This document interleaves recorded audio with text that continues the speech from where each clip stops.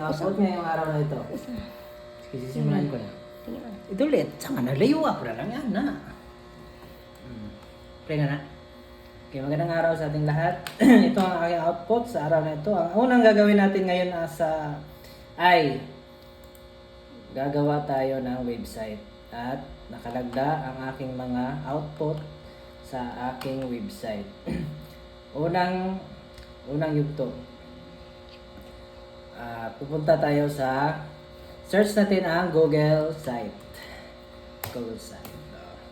Tapos, yung pinakaunang Google site ay pindutin natin. Then, blank site.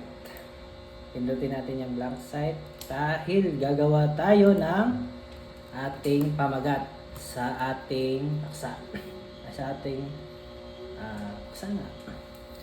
Halimbawa, ang ating paksa sa araw na ito ay ang Mungkayo National High School. Diba? Sikat na sikat sila dahil sila ang ating napiling paksa. National High School. Right. Ngayon, pwede natin lagyan yan kung ano yung gusto nating heading. Ganyan ba kalaki. Pwede natin paliitan. I-bold natin. Ganyan lang. Okay, nakasubaybay ba kayo? People at the back. Pwede natin gawing aerial. At bago yan, pwede natin lagyan ng background or imahe. Pindutin lang natin yung image, upload. Then, bago yan, ay dapat download muna tayo ng litrado. Pero dahil naka-download na ako, dahil pinakauna ako, ganyan na natin gagawin. Diba?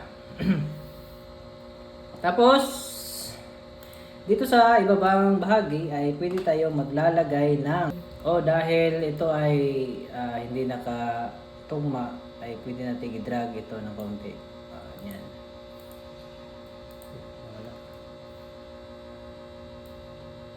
Yan. Diyan.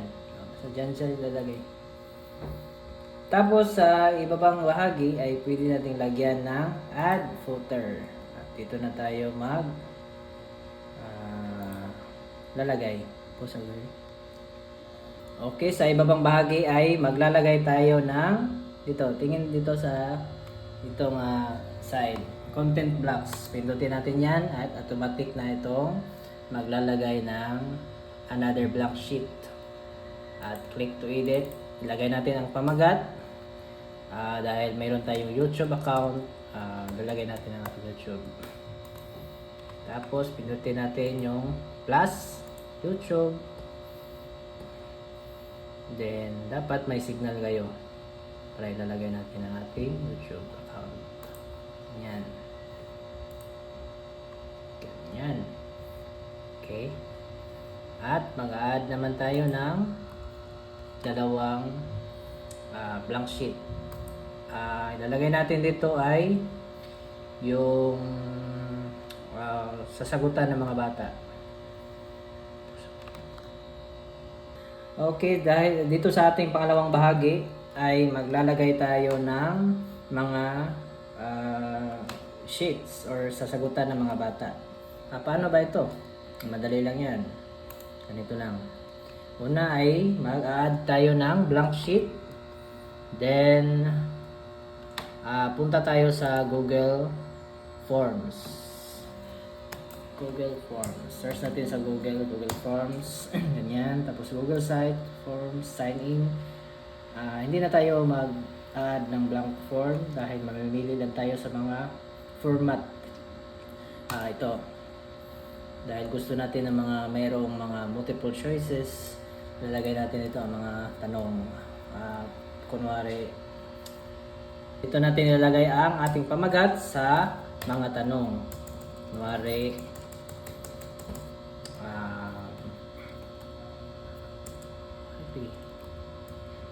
FS.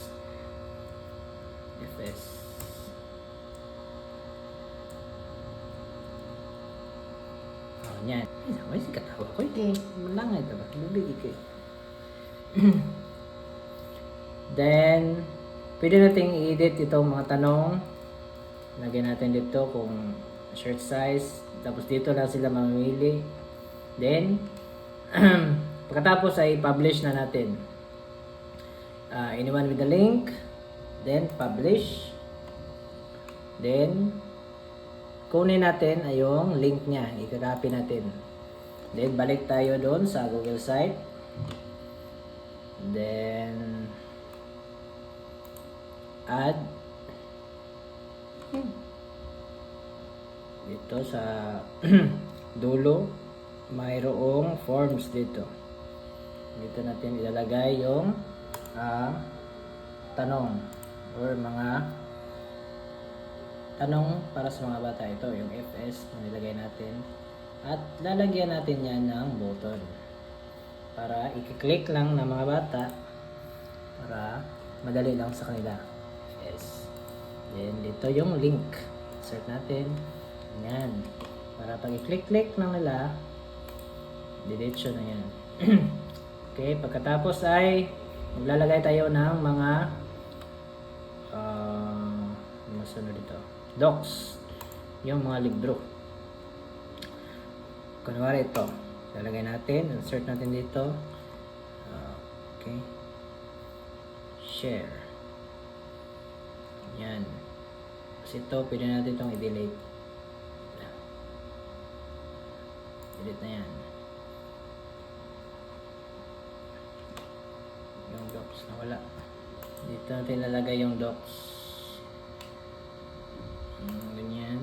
Insert. Okay. Charan! Diyan na mamili yung mga bata. Pagkatapos niyan ay pwede natin i-publish.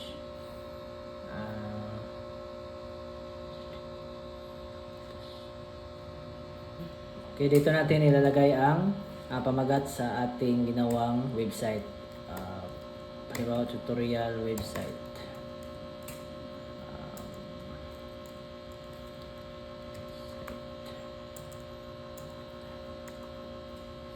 Then, check natin ito. Then, publish. I-view natin.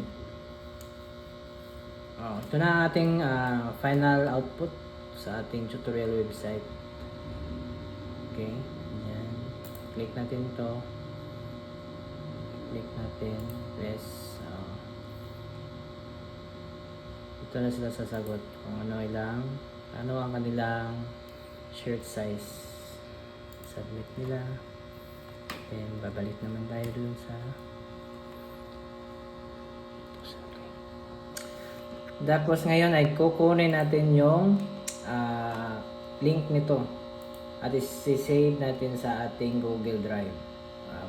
Una ay pindutin na natin yung tatlong tuldok, make a copy, then change natin yung name nito, so tutorial, then my drive, i-check natin para makikita ng ibang viewers, then click OK. Tapos ito na.